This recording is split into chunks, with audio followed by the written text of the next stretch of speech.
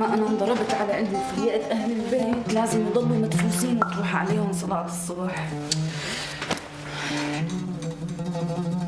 نومة أهل الكهف إن شاء الله.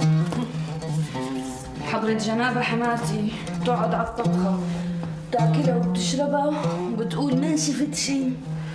ولا التاني سلفي قرد المندل صار قد الشنتير، وإذا نال على الحيط بيهدوا بدهم مين يفيقهم كمان. إيه بس مو الحق عليهم، الحق علي أنا اللي عودتهم العادي.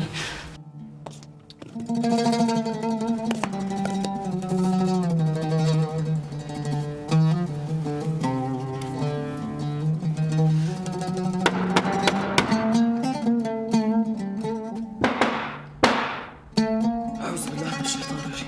بسم الله الرحمن الرحيم. لك مين عم يدق الباب؟ فقت 7 الليل ولا لسه؟ هذا أنت مرت أخي؟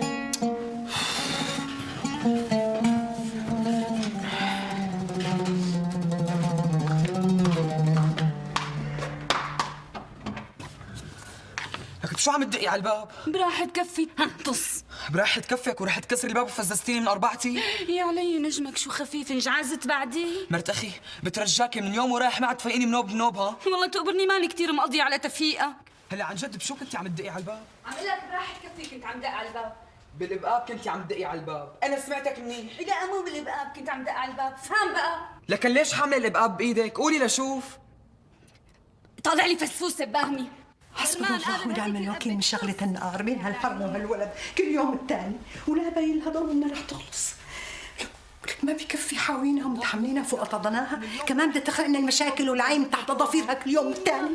ايه بزمتي لولا زن اخوك عمر فلا بعت بناح اوضتك من العيد للعيد. اسمعوا على السمع. انت ما عاد تبطلي هالقال قلنا مع سلفة خالد، ما عاد تبطلي العادة بقى.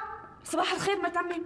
صباح الخير، نحن كنا عم شو عم الجاج ان شاء الله، شو احكي؟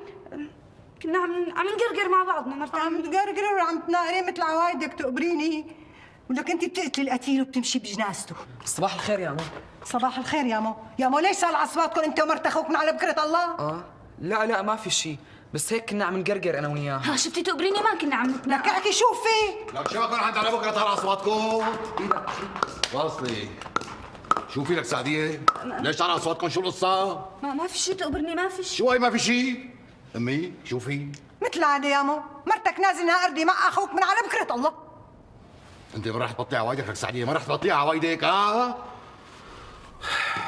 روحي هلا، روحي عند على بكره وطبيلي وهي ما توضى تروح لاحق صلاه الصبح بالجامع. روحي لك روحي اتحركي. حاضر ابن عمي.